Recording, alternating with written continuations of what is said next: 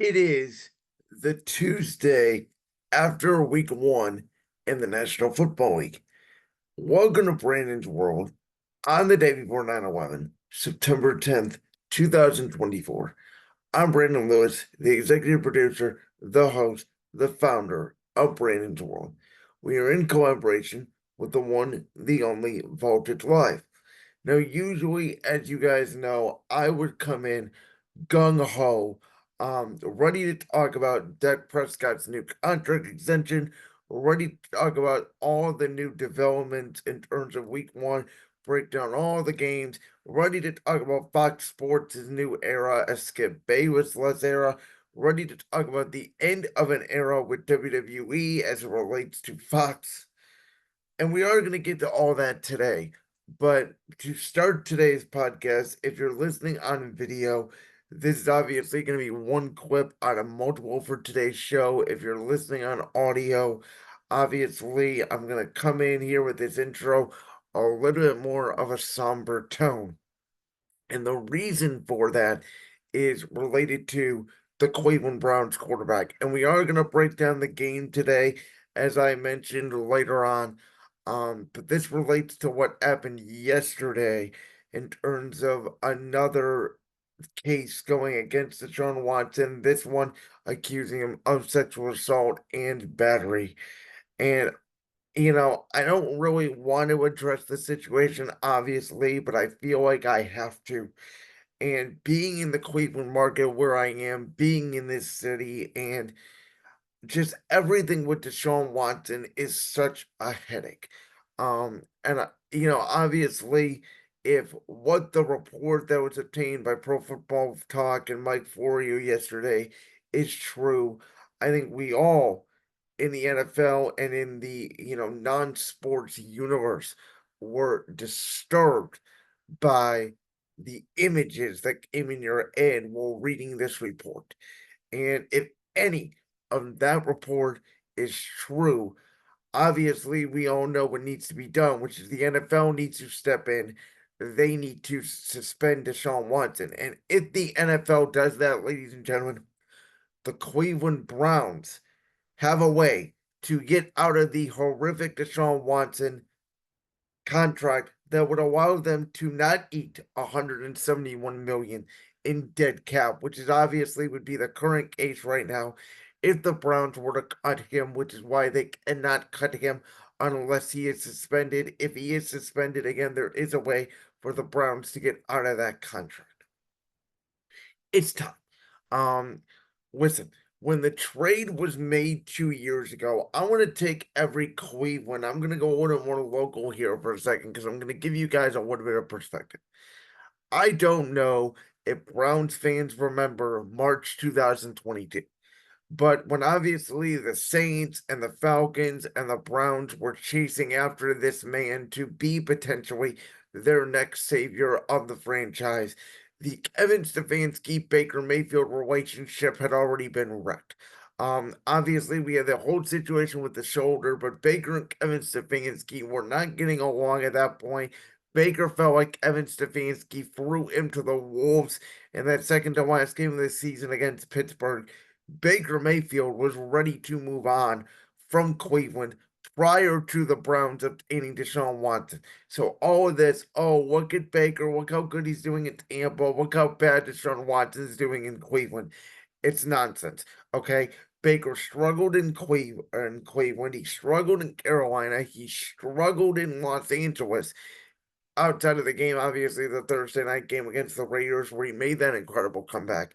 It took him to get in the perfect situation in Tampa Bay to succeed. And I'm personally happy for Baker Mayfield. I always thought, he would be a guy like a Kirk Cousins who could win you a lot of regular season games, not a ton, maybe a postseason game. And I still think that's the case. At the time, there was a consensus among NFL people in the world that if Deshaun Watson were to get back to that Houston Texans form, it would have been last year. And if he would be, obviously the contract would have been worth it. In retrospect, we saw the contract that Prescott got. The salary cap number was not that bad, and the actual contract, and I will still say, as I said 2 years ago, At that time, the only other option for the Browns was to go out and get Russell Wilson, who looks washed. And on that date, I believe it was March 8th, 2022.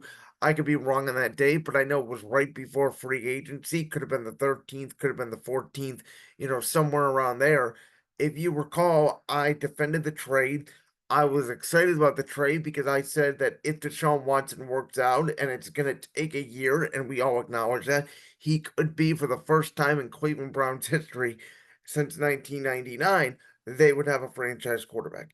And I defend that take here and now in 2024 because hindsight is 2020.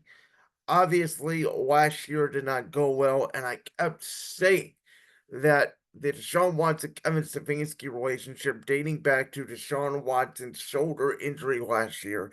It was the same as the Watson Baker Mayfield rule, or excuse me, the Baker Mayfield Kevin Stefanski relationship. And maybe that's on Stefanski, maybe it's on the quarterback. I don't know. For whatever reason, it's not working. And we know general manager Andrew Berry got rid of Joe Flacco because if Joe Flacco was on that roster on Sunday against Dallas, the fans would have been clamoring to see him. Now, I think the Browns need to do the grown up adult decision here. I would not play Deshaun Watson. I think there's too much backlash from the fan base. If you guys remember, in January, I brought on my really good friend, Sophie Hudson, and we talked for at length about rooting for Deshaun Watson and the whole Deshaun Watson incident from a woman's perspective. And if you guys remember, I had asked Sophie if Deshaun Watson brought a championship to Cleveland, would all be forgiven? And she said no. And, I completely respected that take. And I think now she is right on that. I think that, especially with this new incident coming up, I think a lot of the fans wanted to give Deshaun Watson the benefit of the doubt. They wanted to see a full season of Deshaun Watson. But after what happened on Sunday and after this incident, I don't think it matters anymore. I think, 99% of the Browns fan base, including myself, has said, we try to give you the benefit of the doubt. Enough is enough. We know the Browns can't cut him, but either the NFL has to step in and suspend him, or the Browns have to start Jameis Winston. And again, this is one of the reasons why I thought the Browns would not be a playoff team. I had brought on many people, including my good friend Dante Santafante, who said he thought the Browns were the number one challenger to Kansas City. And again, I don't disrespect any of my guests' take, but I vehemently disagreed with that take. I thought it was too much of a homer take.